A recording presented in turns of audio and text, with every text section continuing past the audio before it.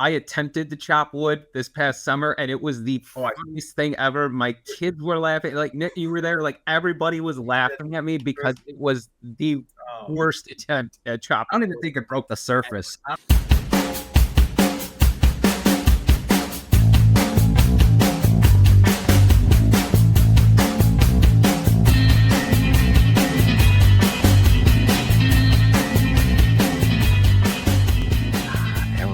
That's such a beautiful intro. I love that. It really is. I love that.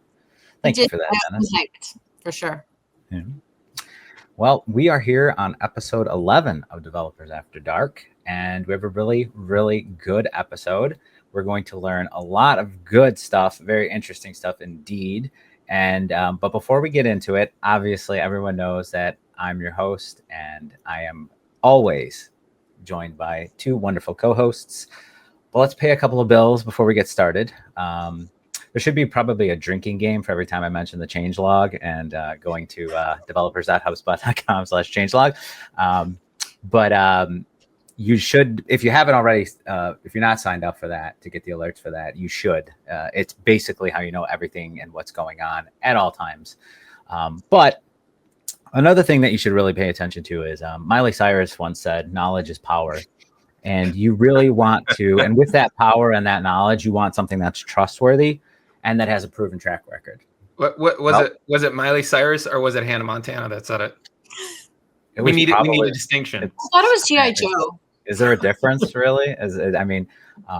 But if you want that knowledge, you should look no further than the HubSpot Academy. Now, I know what you're thinking. I mean, we've all been there. You know, you got Bob 3 cubicles down. That's, talking trash about your social media marketing. And then you've got obviously Mary at the water cooler spilling the tea about who's bad on SEO. I mean, your problems are solved. Take my word for it. You will have social media marketing certifications that you can take. There's anything from SEO basic courses. It is the place you want to go. And you will thank me for it later if you do want to up level. Think about it when everybody's played Legend of Zelda and you've all started out and you have no tools, you have no skills. You will not win. You will basically die. So you need to go to academy.hubspot.com. Jeez Louise. Yeah, that's high stakes. Eventually, I'm going to get a message from them saying, please stop promoting. I swear, there's a paycheck going to you from the Academy on this. And I'm not getting a cut of it, unfortunately. So can you change that? There's something wrong with my Venmo. I'll look into that. I thought I sent it. It's weird. But yeah, no, you definitely should do that. And it also too, I know we just had one that just passed, but we have upcoming developer hugs. You have Beyond the SERP, right? That's coming up actually tomorrow. Yeah. It's getting close. So if you haven't already registered for that or RSVP'd, you definitely should. And then of course you have the React powered showcase on the 27th of February. 27th. And that will be talking about the Elevate theme as well, the HubSpot theme that you can use now, as well as the growth theme. This is going to be the newest theme that HubSpot has come out with, that you should definitely take a look at. You should have access to it now, actually, in your CMS. So those are definitely two you don't want to miss. What's that? I sense a theme here. Sorry. Maybe. But with that, let me, a friend of the show is here today to talk with us and has some very, very important announcements. So without further ado, I will let her introduce herself and tell everyone who she is and what she does. Hey, fellas. My name is SJ Morris. My pronouns are she, her. I lead developer community on the DevRel team here at HubSpot. And I'm looking forward to talking about all kinds of exciting things today. Beautiful. Well, why don't you start us out with what I would consider to be, only because of timing, obviously, one of the most important things coming up, and that is the mentorship program. Why don't you, to start, why don't you tell people who aren't familiar with what it is, what exactly it is? All right. Getting right into it. I was trying to be subtly promoting this, but I'll go all in. So last year we launched something called the Developer Mentorship Program, and that was a 3-month beta to see if there was demand in the community to essentially match folks who are looking to up-level their skills and their career on HubSpot with folks in our community who have already done a really incredible job of building careers and becoming kind of iconic in our community. And it turned out to be a big success. There was a lot of folks really interested, and we handpicked these amazing mentors, some of the folks that you may know in the sort of DevRel HubSpot, set of characters, folks like Jennifer Nixon and Anton Bujnowski and Toon Rutten, all folks that are very familiar to you, and some other amazing folks we handpicked as our mentors for the first beta. But we are now expanding the program, and we want to meet that demand. We went from about 25 participants total, actually slightly less than that in our beta, and we're going to have 100 this year. And we're moving from a 3-month program to a 9-month program. And essentially the goal is for anyone who's looking to build a successful career leveraging HubSpot, folks who want to come in with something super specific, say there's an app that they'd like some support on, or they want to just generally stay on top of, AI trends, how that pertains to HubSpot, any of the other sort of ecosystem and developer related topics. We're going to be asking folks to apply as both mentors and mentees to share their skills or to request the skills of those experts. And we'll be pairing folks for 9 months, as I mentioned. And we're super excited because we had a lot of demand last year. A lot of folks got a ton of value out of it. There's sort of a spirit of wanting to, you mentioned Academy. We have so many great resources at HubSpot to, start to build your career. And this is something that, is going to be a part of that and hopefully can turn into something broader from a HubSpot development career perspective. So we are launching the program officially on February 19th. Let's see, what will be the best place for you to go? If you, the URL is kind of wacky, but if you go to developer-mentorship-program, you can find what you need. I just also realized there's a bit.ly that you can use, bit.ly/eco-mentors. You can go there and that will take you to the latest and greatest page. If you go today, the day that we are recording it, you will see the old page, but you can express your interest on the interest form. And then as of the 19th, we'll have our beautiful landing page live that will give you all the details. And we will be wrapping up the application period on March 5th. And we'll take a week to go back and do our algorithmic and human matching magic. And then on March 12th, we'll announce the pairings. And so, hit me up with any questions that you have, either on the Dev Slack or on the Dev community, wherever you like, and I'll be happy to answer them. But yeah, I'm super excited to launch this. It's been sort of a dream of mine to launch a mentorship program for developers across all the companies that I've worked at for a long time. And so I'm just really happy that A, the community has responded really well to it, and B, that we can expand it and get more folks, up and running on building their careers on HubSpot. Loving it. Mm-hmm. We'll throw all that stuff in the show notes, by the way, all your links. So and Nick does a very diligent job of getting those. I knew that's where you're going the minute, because I know I'm like 2 shows behind. So I knew that's where you're going with that the minute you said it. But SJ, I should mention too, right, that people should sign up as soon as possible, because I believe the beta filled up very quickly. It did fill up very quickly. I'd say that there isn't going to be a specific, there's not a higher chance of getting accepted if you apply earlier. Not to say don't apply early, but it's all about demonstrating your commitment to being an active participant in the relationship for 9 months. That's really where our questions are gonna go. And it's all about making sure that we're able to pair you with someone who really meets your specific, as a mentee, someone who really meets your specific desired skills. And if you're a mentor, just being really precise about your availability and the skills that you have to share and how you'd like to help upskill someone in the community, and potentially, there's always a chance that you'll find your next great hire in this program. So that's an incentive for mentors too. That's what I was going to ask you. Like, being a mentee is a no-brainer to me, right? Yes. I want to do that. The mentor, that's a tough one. Like, sell me that. There is some incentives beyond that. You'll get a really snazzy certificate and some badging that you can use throughout the community. That's going to be exclusive to folks who are our first, batch of non-hand selected mentors from last year. And, there's going to be access to exclusive events and networking opportunities that you won't be able to get otherwise. And I do hope to sort of build kind of an alumni community out of the folks that participate in this. Love it. And also eventually, fingers crossed, turn this into, like I said before, kind of a sort of a starting point for things like job boards, things like much more intentional connection from folks looking and folks hiring. So I would say as a mentor, you get a ton of like additional credibility in the HubSpot community, more visibility for your work and for your agency or wherever you work.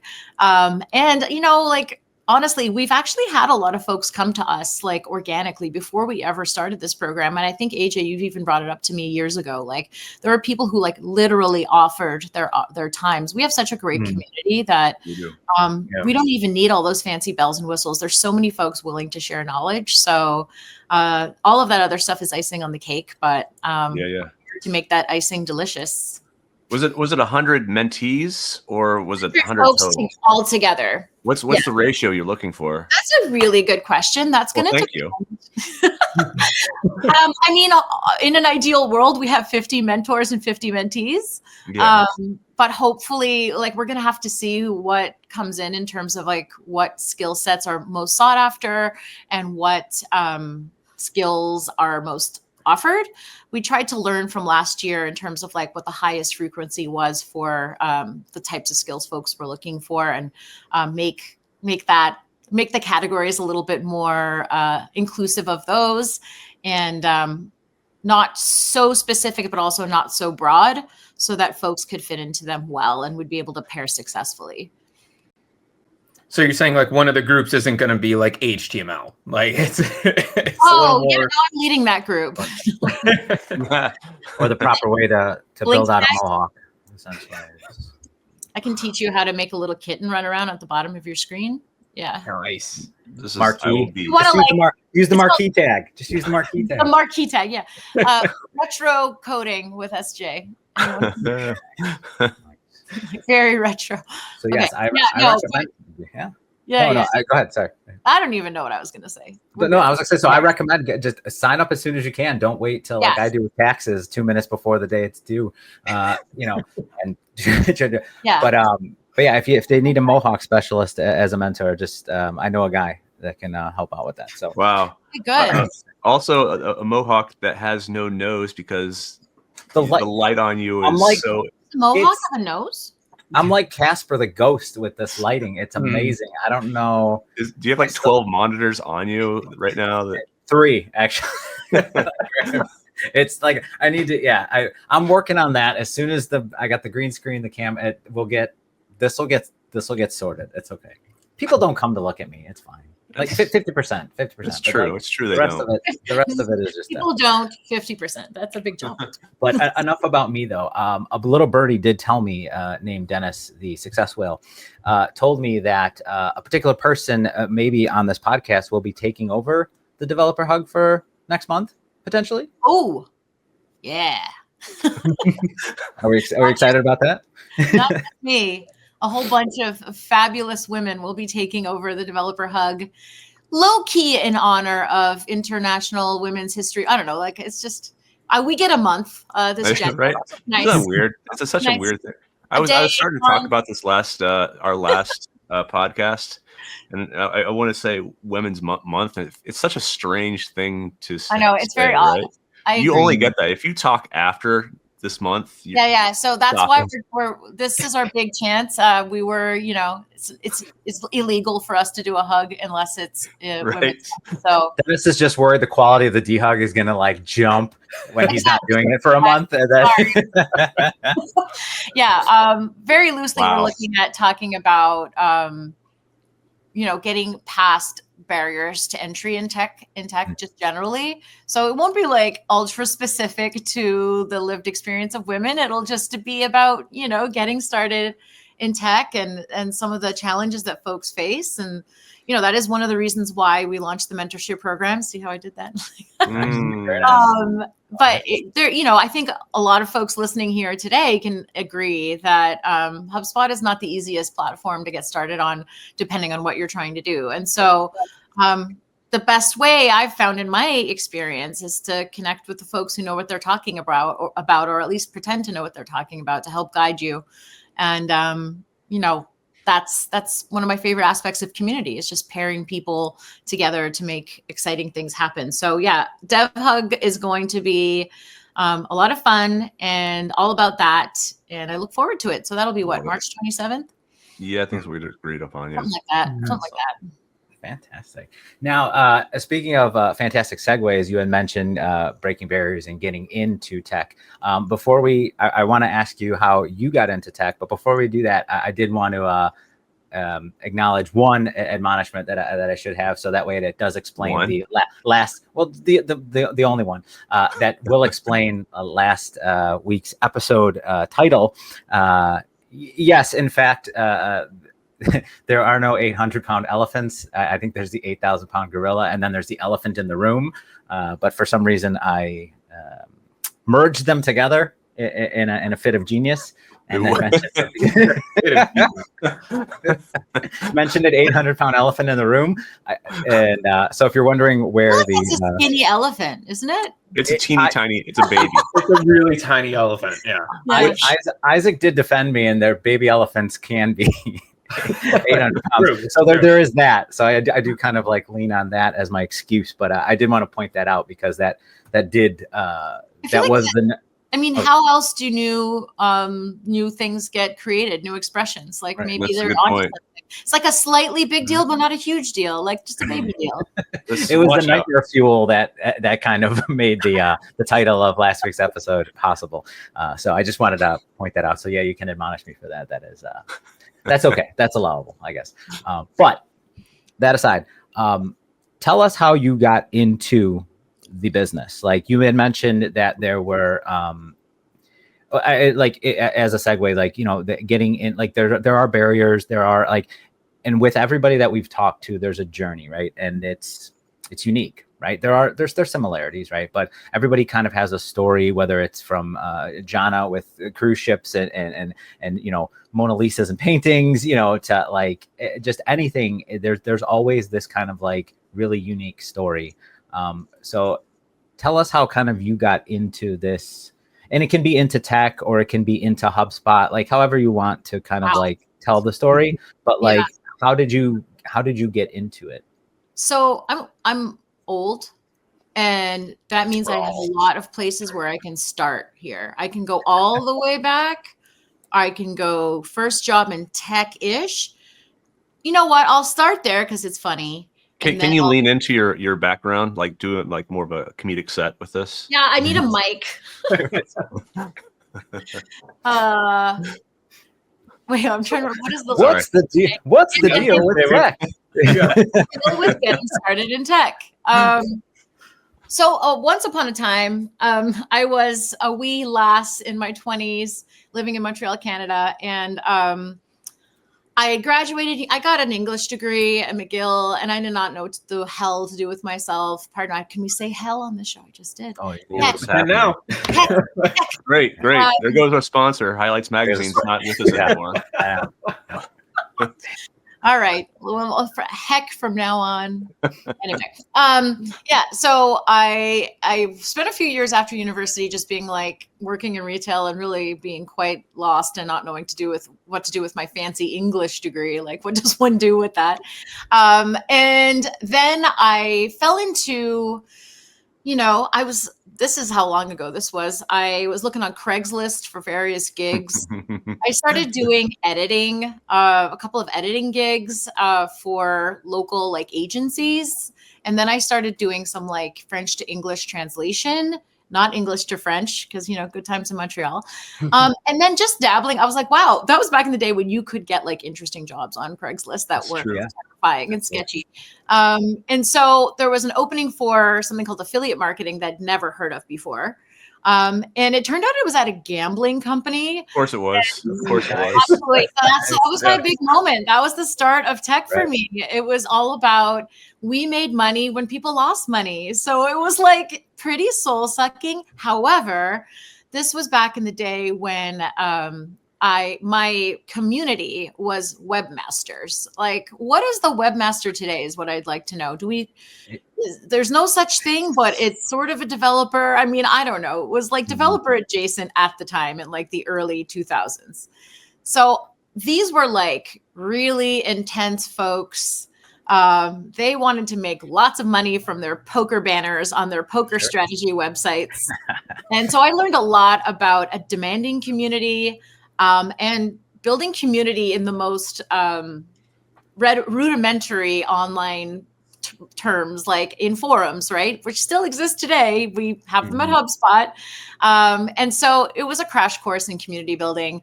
And eventually that job was too soul sucking. So I will skip ahead quite a bit. It does though, doesn't it? Not like online gambling in the casino industry is kind of like one of those, it's one of those, I don't want to say unsung heroes, but when it comes to like technological advancements, it's wild how all of these sort of like, shady parts of life actually are the big progressors in technology. And, we're human after all. So, I won't get into that too much, but essentially, yes. And I also feel like that was like a little taste of what it was going to be like working with developers before. Wow. Is there editing that happens here? No, because we're live. I just got like a big alert from security on my computer. It's time to update and restart your MacBook right now. And I can't make the screen go away. That's awesome. I'm just going to keep talking. You're fine. Yeah. I can't see anything anymore, but I'm just going to keep talking. Yes. So would you like me to continue on my tech journey? This is part of my tech journey being. I mean, absolutely. Yeah. Like, how did it, so from there, at what point did the community aspect, like, I guess like the question I'm probably most interested in is like, at what point throughout the journey, like, especially with the starting off, in like with casinos and online gambling and stuff, where did you kind of get that first taste of like, oh, like the community aspect and like, this is because, and I try to equate this to like, for me, SEO, right? Like I didn't realize not that you didn't know what community was, but like, I didn't realize like what it encompassed until I first got into, as Dennis will always love to hear, real estate. There you go. There was a time where, I was mostly just a developer and doing coding and doing, nothing to do with that. But there was an instance where you first got that first experience into it where you're like, oh, this is a whole different avenue that I can kind of transition into, and this can become a thing. Do you remember that moment for you where there were a couple of moments that led up to the, I guess, moment that made it like, oh yeah. Okay. So what I was doing back at the affiliate marketing company was 100% community building, but it was not called it then. That terminology. Okay. Defer 12 hours. Yay. Okay. I'm free. Yeah. You're back. I'm back. Upgrading your computer is a big part of everyone's tech journey. It is a barrier to entry as well. So there was a few moments along the way after that gig. After that gig, I did a few just sort of generic online marketing roles at some small companies in Montreal. But there was one company I worked at that did voice of customer surveys called iPerceptions. And we launched this like sort of like free product that was called, it's a very unfortunate name, but it was called 4Q. And it was fun. And I ended up, that product was kind of my baby. And so that was another product where we were referring to the community as webmasters, because folks would, put this little JavaScript code on their site and they would get like, oddly, it was an on-entrance survey, which is like, lol. Anyway, that doesn't exist anymore. But it was meant to say, like, will you take a survey at the end of this? And it would ask you 4 questions at the end to see if you achieved the task that you came to achieve. Very simple metric, right? So I was building community with all these webmasters that were leveraging this tool. And that was when community started to like pop up in the industry, like around 2008 as a title. So that was my title. I was the community manager for 4Q. And I was like, okay, this is kind of cool. Like, admittedly, the world of community has been kind of vague in terms of like the actual job duties associated to it. And it was very vague back then. I was essentially like PMM support, all the things related to this little product, but I liked it. I really liked kind of having this group of folks that had like a shared, like, you know, they wanted to get insights from their customers, and that was the shared identity.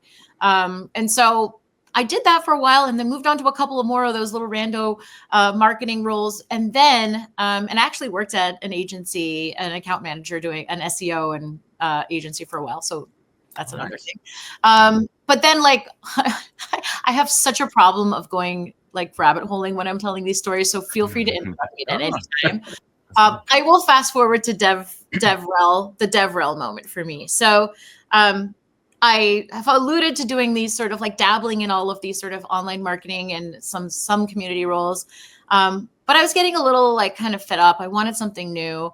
And interestingly, I got introduced to this tiny startup in Montreal in 2011 by my manager at that company, iPerceptions.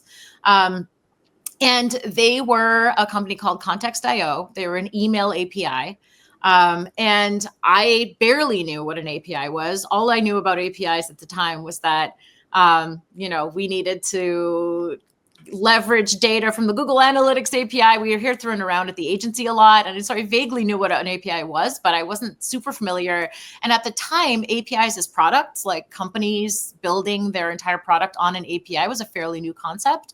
That was right around when like Twilio and SendGrid launched their first, you know, APIs to the world, as like that was the offering of the company. You would pay to use these APIs. And so that was what Context.io was. And it was me and the founder, who was an engineer, and another engineer. And so I was essentially like wearing all of the hats, which I low-key love. Like, you may have noticed that here at HubSpot, I like to wear many hats and do lots of different things. And I think that, you know, the roles I've had since then allow me to. But the thing I loved the most about that job was building community with developers. And at the time, that happened largely through in-person events.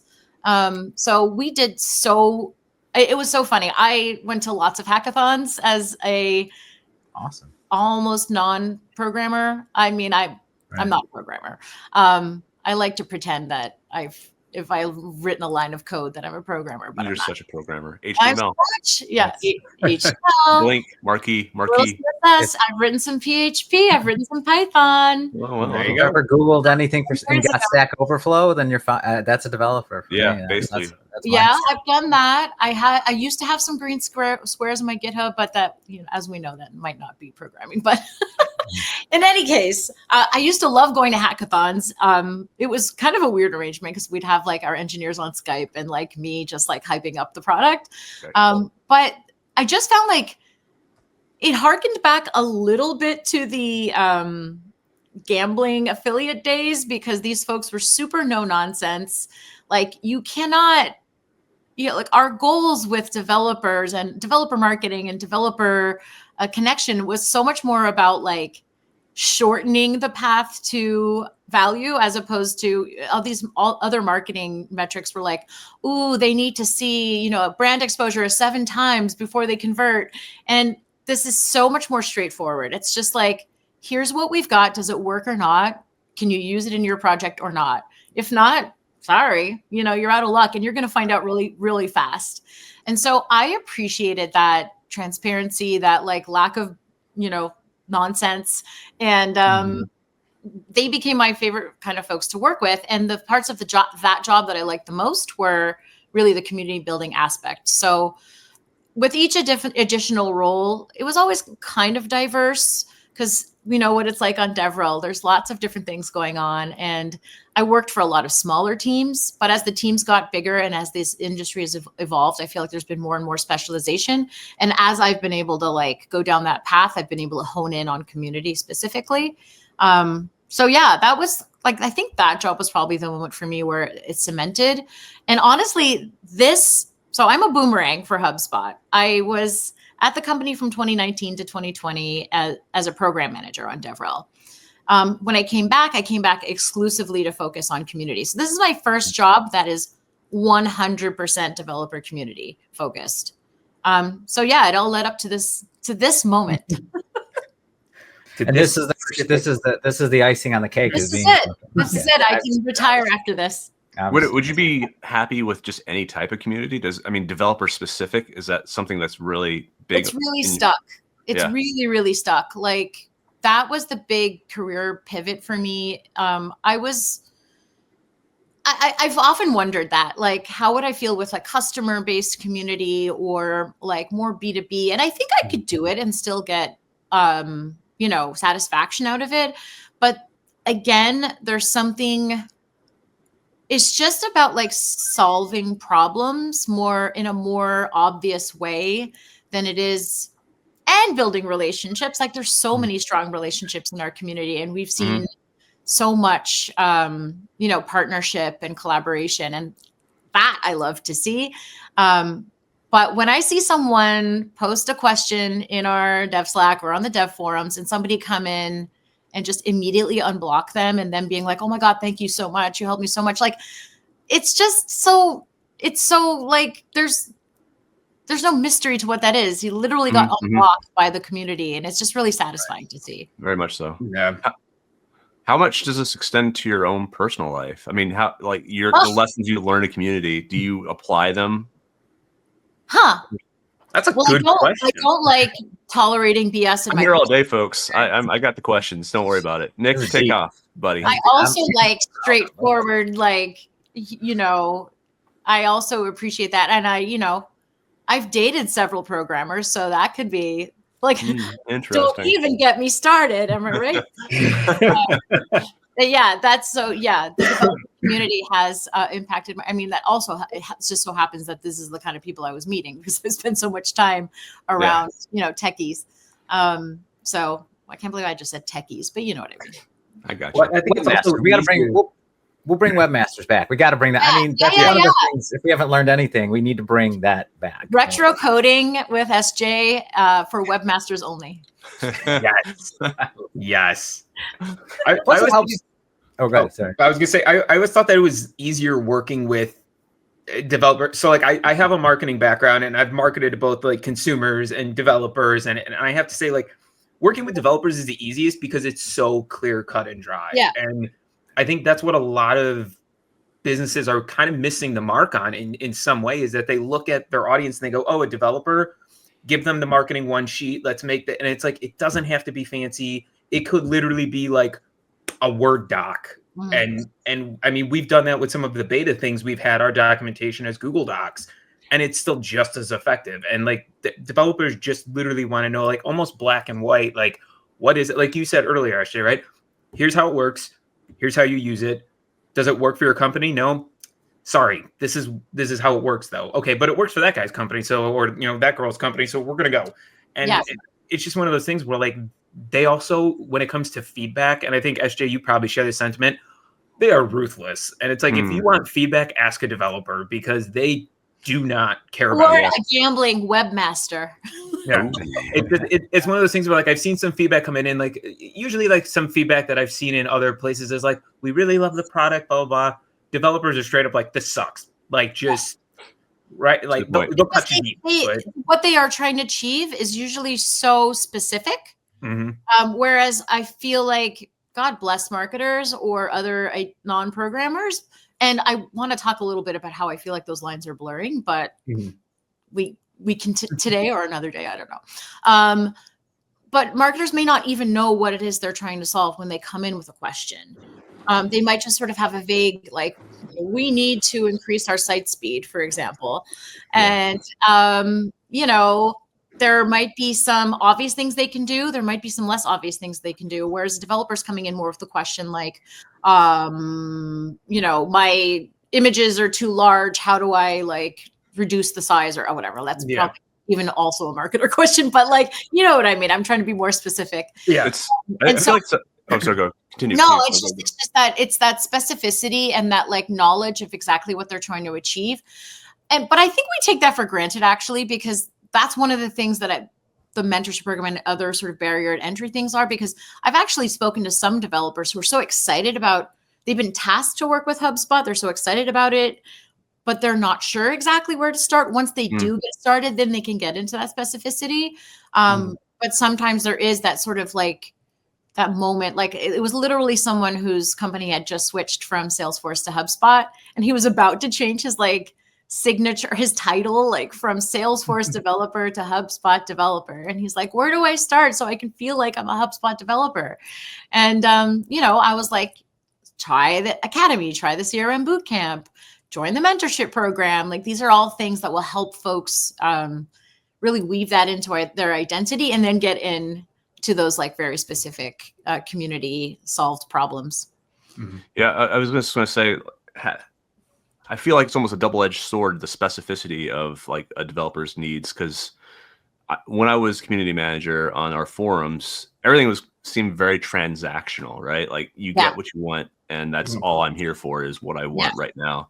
To get the people who have that feedback, who actually are there to support and you know, help others. That's the hard thing with developers, in my opinion. And I feel like the fact that marketing is ambiguous in a sense, like you're always kind of asking a question, trying to figure out where you're going. It's stickier that way somehow, right? It's stickier in community. And so one of the things that I think is something I try to sort of share for folks who are building community programs for the first time, or dev community programs for the first time, there's only ever going to be a tiny percentage of your dev community that is like offering lots of feedback, engaged every day in the community, answering those questions. By far the most, the touch point that's most frequent is just coming in to get unblocked and then carrying on with your day. Yeah. There are some core folks that, for whatever reason, that, you know, we're trying to get to that secret sauce and understand what those reasons are, but like, they end up getting hooked on what's possible for HubSpot and what it can do for their customers. And they also just have kind of the spirit of wanting to be more involved with this thing that they work on every day, and they want to give back to the community in all kinds of fascinating ways. And we know a lot of those folks. I think some of those folks have even been on this podcast. I mean, two of these folks are here right now. I mean, and we're not talking about this. Hired by the company. That's a thing too. Yeah, that's the pinnacle, right? To me, like, I mean, not everyone in the community is going to get hired by the company, but like, you can't get more at the core of the community onion than, oh my gosh, there's people here. Hi, Anton. Hi, Cam Nicholas von James. There's people. Wait, who's that? People watch this? What? Yeah, no, I mean, obviously they do, but anyway, I had a train of thought, but it's gone. It's okay. SJ, are you listening to both the website as well as Am I messing with the sound? I think you might need to mute the I have this little thing open. If I stop this, will I go away? Wait. Please don't stop it. To kind of off of what Dennis was saying too, I kind of feel like it's the equivalent of when you torrent movies online. People just come there, get what they want, leave. They get what they want and they leave, but no one really stays to help the community, as in sharing. That's it. Nick, you know what I'm saying? There's a very distinct connection there. How many of you in the devs like have seen my auto messages that are like, a rising boat, tide lifts all boats, answer questions. It's all about karma. I think one thing is we do have like a broader community champions program at HubSpot that literally incentivizes folks to go into the community and answer questions. And we have a lot of devs in that community, including Anton, who's here today. And we're super appreciative of those. And we understand that, like, why would folks, you know, there has to be ultimately, especially when it comes to career-based stuff and jobs, like there has to be some benefit for you in the long run for doing this contribution. And I personally feel like we actually are going to do some analysis behind the scenes soon, but I have a very strong theory that the folks that are most engaged and give back to the community are some of the folks that are actually making the most impact on our customers. And so I'm excited to see if the data sort of validates that theory. But regardless, there's all of the developers that they inspire by answering questions, by being involved, that might have a ripple effect. Even if we don't see it necessarily in the community, I think there's more like HubSpot dev awareness out there that we haven't yet tapped into, that a lot of these helpful champs and folks are helping make happen. Mm-hmm. I agree. Now, with everything that comes with kind of managing a community, it does touch on multiple skill sets, right? So what do you do personally to try to kind of keep up with everything that's kind of going on in the, and again, you can't keep up with everything going on in the industry. So it's not like a question where it's like, how do you know everything about everything all at once? But what are some of the things that you do, or some of the resources that you use to try to kind of stay up to date with a lot of the things that are going on? Yeah. Which relates into what you're doing. So also similar to other people you've had on this episode or on this series, I have ADHD, which I actually find very helpful when it comes to multitasking and procrastinating. And some of the ways that I procrastinate are by trying to, scroll LinkedIn. Actually, Chris Riley of said ADHD and other skill set fame, who was on this show, introduced me recently to a newsletter called the TLDR. And the title says it all. Like, it's just the latest sort of like of that day, especially like, I feel like we literally need these things daily, maybe hourly lately with all of the developments in AI.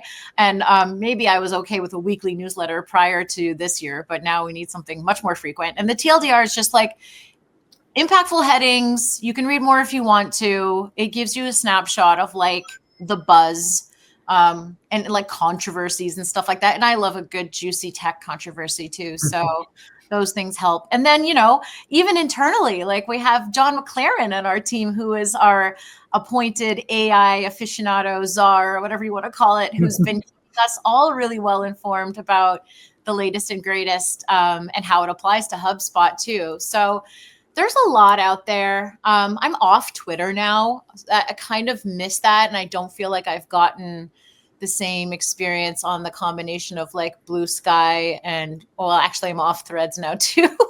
But Twitter used to be all of that, community, news, everything. And I missed the good days of Twitter so much, but I think it's hard to keep up with. It's hard to keep up with like multiple channels and multiple. It's very hard to find that kind of, and again, you're never going to find the one thing that covers everything, but just to at least find a good small handful of things. I've actually, what you mentioned, John, I've actually, when we were, can't remember if it was in a group channel on our HubSpot Slack here, where we were trying to pitch that like a kind of like AI corner with John, type of like segment is going to be necessary, if not now, very soon, Well, we can automate a John bot like with HN and like just have him read the news every week. He doesn't even have to show up. It's just we had talked about the AI and actors and will they be necessary at one point? We could just you're right. I mean, just make who knows? Who knows? Yeah, no, that's fantastic. There's this TikTok account I follow that does the weirdest little like famous person AI video clips, and they have like Steve Harvey saying all this crazy stuff, and it's really funny. Is it as great as the AI where they were trying to get Will Smith to eat pasta? Have you seen that? Oh wait, is that like with the immense amounts of pasta? Like yeah, where it just like I can't. Like at one point, his jaw becomes unhinged like a snake and just starts like eating the plate. I saw it, but I had to look away. So scary. Yeah, it's like, interesting. I don't know what moment are we living in, but it's wild. It's wild. Now, with as overbearing as technology and everything that comes with the amount of touch points that you kind of have to be involved in with the community. Are there things that, and I always have to preface this with, you can never 100% get away from technology as much as sometimes we may want to. Are there things that you do as least techy as possible, I guess, is the best way to put it, to kind of remove yourself and unwind and try to like distance yourself a little bit from that stressfulness? Yeah, it's funny because I live in a studio apartment in New York, and I have a tiny desk, and like my work world is literally the center of my apartment. So, but I do feel like I'm in two separate worlds from when I sit down in the morning and open my laptop and get my big second monitor running. And for the moment that like, there's always that moment, and it's sometimes it's 5, sometimes it's 7:30, sometimes it's 3:30, where I'm just like, I can't do anymore. And I slap the old laptop shut. And I do feel like I'm in a little bit of a different world. I have started this is like not advice, but you asked the question. Like, I have started this new ritual to unwind at the end of the day where I slap on a cold sheet mask from the fridge. Highly recommended to all of you and everyone listening. Very refreshing. And then I just turn on this, there's this really cheesy game that is 100% aimed for children that I play. I don't know if any of you like have seen the Netflix games beta. Mm-hmm. I don't know if it's on everyone's Netflix or not, Yeah. but I actually, yeah. Okay. I mean, I don't know. I've never played any of the other games, but I play this game called Underwater Fruit Merge. And it just turns off my brain completely. And I don't know if that's still technically techie because it's a video game, but I'll allow it. It should count. No, it should, because it's hard to get away from it. There's tech things that you can do to unwind, and then there's like. I mean, I also leave my apartment sometimes. I just started doing Broadway jazz dance class. Last night was my first. Nice. Awesome. How'd it go? No. Good. Yeah. The dorkiest thing I've ever done in my life, and it's so much fun. Like, we're doing choreography for a chorus line. That song One from a chorus line, which if the younger folks in this room may not remember that particular Broadway play, and I'm not going to sing it, but you can, if you YouTube it, a chorus line, you will see there are hats involved, and our dance teacher brought out the hats yesterday. Oh, awesome. And It I have like didn't exist if there's no photos. What I'm hearing is Inbound no in San Francisco is going to be fantastic this year. Yeah, I was going to say there better be like a tech talk with SJ, and then at the end she does kind of like the hello my baby, hello. It is that energy, and it's so silly. So I try to do stuff like that, and I also like. I don't think it's a problem yet, but I enjoy tasty cocktails all around New York City, which is a good place to live in for those. I don't think it's a problem yet. Not a problem yet, but who knows? Check in like this year is like, it might push me to a point, but I'm good for now. That's awesome. I love it. Now, what do y'all do for unwinding and fun? Chop wood. All right. I mean, that's a good skill to have. Like, you never know. I don't doubt that though, Dennis, because you were a park ranger. That's I was thinking too. I'm like, that's not far from. Yeah, I could see Dennis out there just with very like answer and very decisive. Yeah, I do have an axe.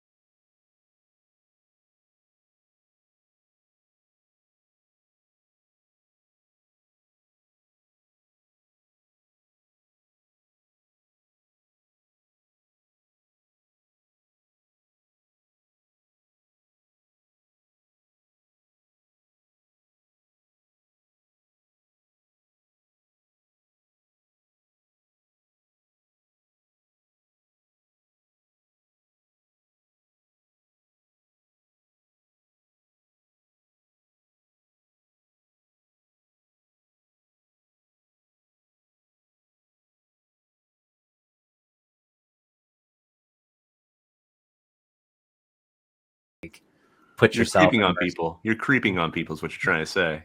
Publicly though, it's not. It's like there's one there because I know there's an Ireland trip coming up for a lot of HubSpotters. There's one of like a famous, I can't remember the name of it off the top of my head now, but it's just like street corner where there's a bar and it's like, it's just, yeah. So I'm going to suggest all the HubSpotters go there so I can see them. Is it That's gonna be hilarious. I think it's Is it- Temple Fire, probably. Yeah, it is actually. That's the one. Yeah, it's red and it's got It's like Whoa. there's always a party going on, no matter when it flashes to that random. Yeah, always. So Is this the same one where you can watch Abbey Road and just laugh at all the people that recreate the Beatles album? Yeah, constantly? that's one of them. Actually, Abbey Road is what there's the UK Abbey Road cam, and it's just like it's literally just focused right on that rain, sun. It doesn't matter. It's People are I think it's interesting because if you're sitting here and you're working from home, right, and you're kind of stuck in the house and you're stuck like it's nice to be able to be like, oh, there's a real world still. Oh yeah, that's right. It's like, during the pandemic, there was this website that you could go to that just like would tune into someone's random webcam, like anywhere in the world, and like not like outside. Dennis's face. I know, like it's fun. Right. Like Bye. outside home, like to see what it was to look out their window. So like a Right, window. Yeah, I remember this. I remember this. Counts out their window. Yeah. So it's similar energy. Yeah. Wow. No, I think it's necessary sometimes. I mean, especially now where like tech is kind of saturated everything. Like you can still use it in a way to kind of. It's not like you're unplugging, but you are. Yeah, you're decluttering your brain. Advocating for the actual going outside. I think that's kind of an important thing to do. I know you can. That too. Yeah, I mean, my kid tells me to touch grass all the time. So Have you though? Have you? Well, I have some sort of like cinch bug where my grass is dead. So I mean, like I have to fix that problem. But yeah, once that's done, I'll be able to touch grass. So it's funny how I work. I like spend a lot, especially in winter. I spend a lot of time inside, and then I'll just like go on a trip, and that will get all my outside energy. Like for Ireland, for example, whenever I have the opportunity to travel for work, I like to extend it a little bit, either before or after, and take a little vacation time and go exploring because, I'm there. I'm there. Oh yeah. When in Rome. And That's why I took extra days for inbound because I wanted to hang out with Dennis because it was just like it was necessary. I mean, outside when you get a chance to hang out with the legend, you make time. Honestly, what did you call him before? The success whale? I need to know what that is about. Oh, there is this is a little inside baseball, but I believe John, who's been on the show before, had posted something about. No, Steve. It was Steve. Was it Steve? Yeah. I thought it was okay because I stole the image and I'm gonna use it, so I figured I got to give somebody credit for it. And I didn't know who. This is all of our boss, by the way. Yeah. Yes. The boss. Which we got to have on the show at some point as well. Yeah. But yeah, it was somebody had posted something about what was it like fail whale, and then like somebody had posted something with the butterfly wings on it, and I said, "Oh, that's Dennis the success whale," and that's that's going to be the mascot for Developers After Dark. I just have that.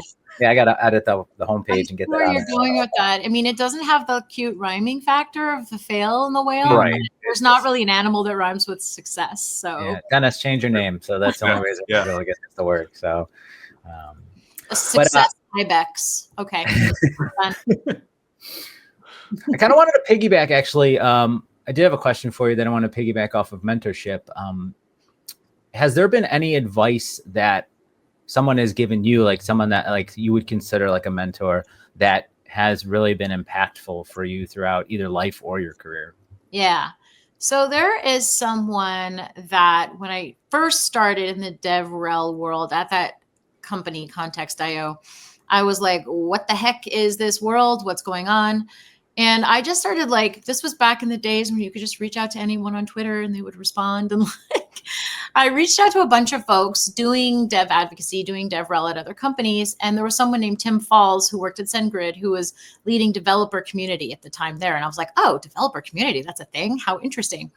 And he was so generous with his time with me back then. He was basically just like, I mean, it was very community of him, first of all. That's one thing that I also love about working in the community industry or world is that they're just like, everyone is so generous and kind with their time. Mhm. It's just part of like who gets drawn to this world. And so Tim was one of those folks, and he just like, it's not so much, there were some things he said later in our sort of like working relationship that have stuck with me, but he just introduced me around to so many people. And ultimately, like down the road, he was the one responsible for me getting into HubSpot. He knew our former head of DevRel. Her name was Elizabeth Ruscido. I think I'm saying that right, Ruscido. Anyway, she had mentioned me to her as someone to come join the team, and then she reached out, and the rest was history. But he's just been around and always available to me, and I've tried to reciprocate that whenever he's needed anything, and it's always just been, you know, out of the goodness of his heart. And he's also just tremendously smart when it comes to community. He I think I may have shared this concept with a few of you at some point. He introduced me to this concept called the community onion, which then became the model that we saw for a company called Orbit. It's the same concept. So essentially, like, you have all of these different tiers of engagement for the community, and the folks in the middle are like the most engaged, but it kind of radiates outward and like sucks people into the orbit or the layers of the onion. And so I've just used that as a frame of reference for so long. And that was Tim's original baby. And he also, he's just been an inspiration to me for a super long time and has always been, you know, available to me. So someone like that, like, yes, this is going to be a 9-month career or a 9-month opportunity that you'll have with the mentorship program. But the hope is that you meet someone like that who becomes like a mainstay and has supported you and connects you with opportunities for the rest of your life or the rest of your career. And so, you know, being able to try to like speed up that process for folks and make that happen as part of this program is something I'm so excited about. So everyone can find, you know, someone that's just, I don't know, even if it's someone who's just going to cheer you on for this scope of a project, like, Yeah, for sure. it's just so powerful. Mm-hmm. And too, Community Onion is a great title for a episode. I just thought I was like, peeling away the layers of our community. I do like that. That is fantastic. One of the I know we're almost coming up on time, but I wanted to, one of the last things I kind of wanted to ask you was, what were one of the things that, I mean, and you can choose the, you know, tech in general or at HubSpot, like what were one of the one things or a few, whichever, that surprised you the most when you first started? What were some of the things? Because I know, you know, for me, I mean, and not to steal an answer, but like traditionally, like most, especially starting at HubSpot, like drinking from a fire hose, right? That's one that you can ask anybody, and that is like, that's solid. That's on everybody's list, right? So it's almost like kind of a gimme. Are there any others like that you kind of came across where you were like, oh wow, this is, I didn't expect this? Well, it's not specific. It's not, well, it applies very much to HubSpot, but it wasn't originally learned at HubSpot.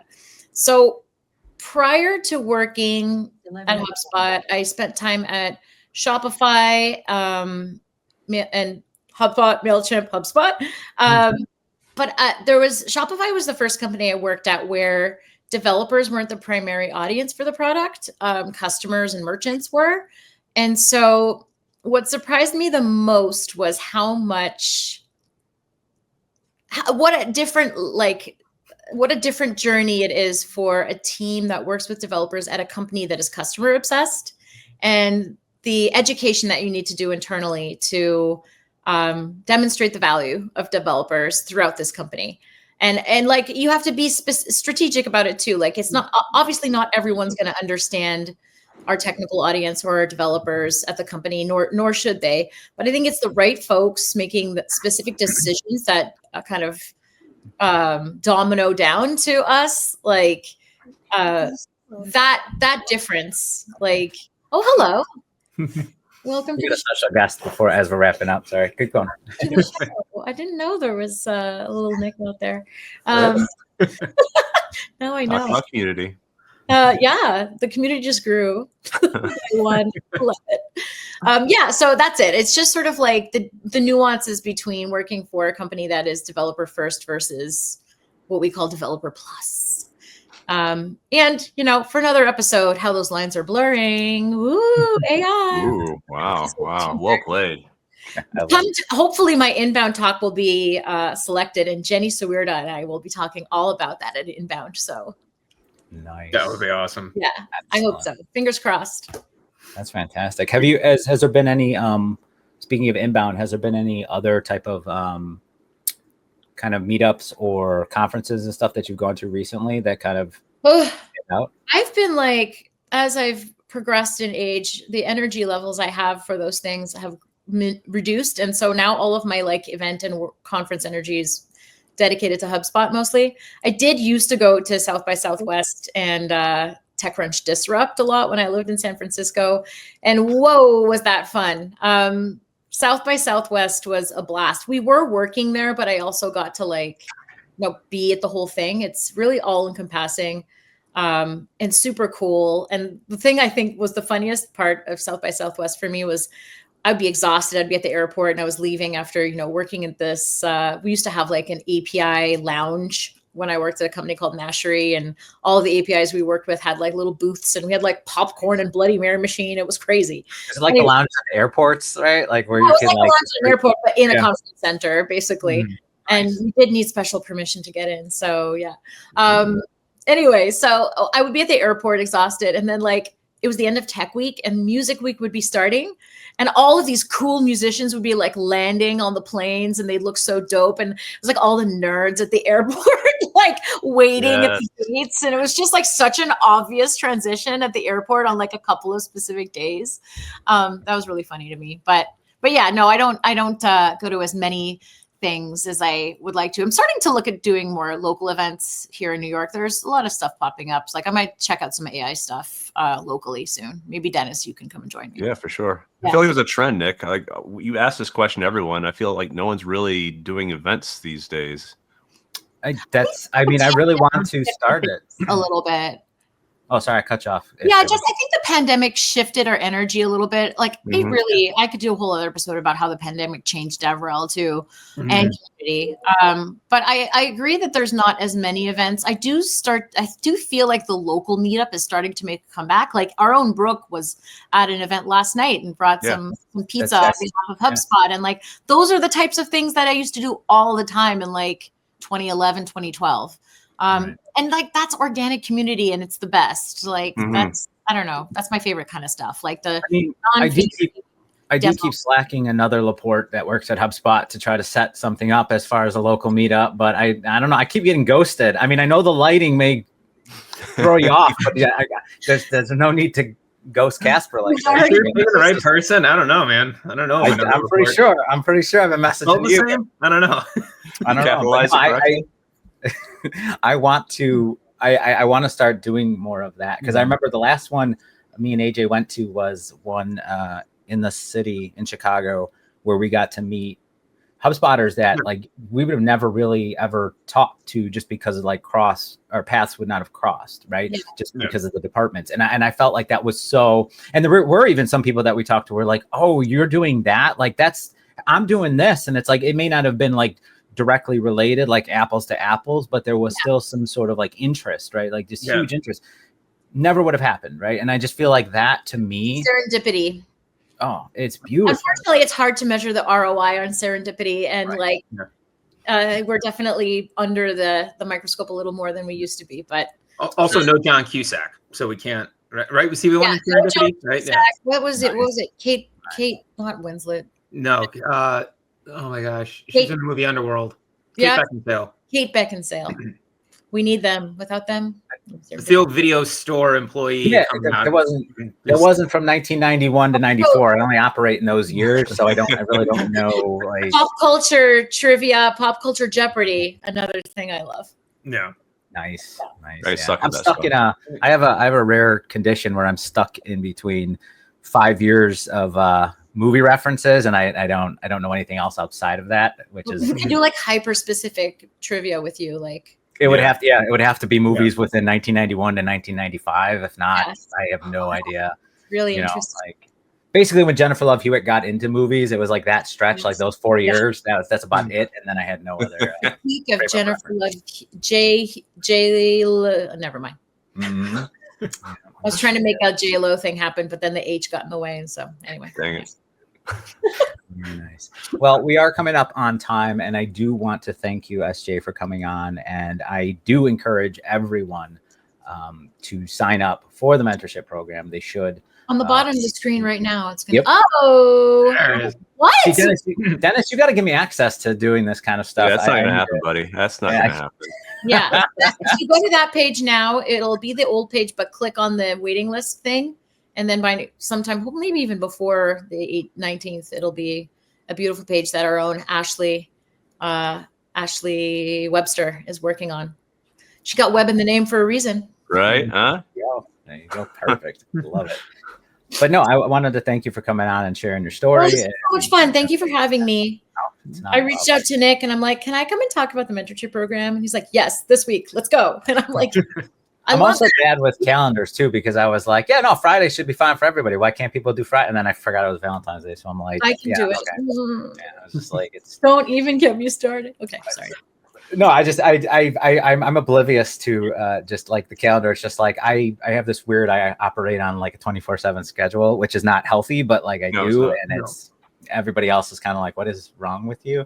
Which is the question I get normally, just, in general. But Valentine's Day is a sellout holiday anyway, so it's all good. I mean, that Sweetest Day, the two of them together, it's but we'll leave that for another episode. But I will I just want to say thank you, and I will leave everyone with this little fact that they may not be aware of. But originally, when the Beatles wrote "Hard Day's Night," it was the night after a crit-sis. So that's the reason why that was actually created. Just in case, I don't know if anyone knew that, but that's literally a fact. That's very. That's what a crit sit is. I think it's a HubSpot specific term, but I'm not sure. It's critical situation. Yeah. I mean, they use it, but that's the reason for that song was written because the night before there was a crit sit. Yeah. Well, it was originally titled Dumpster Fire, but they didn't think it would sell. So Yeah, it just doesn't. Marketing, it's not catchy. They bring to it. Dumpster. I like it. But Well, this yes. is fun. Thank you. No problem. So I thank everybody for listening and watching wherever you consume or how you consume your podcast. And we'll see you next week. Thank you so much. Bye. Bye, y'all. Bye.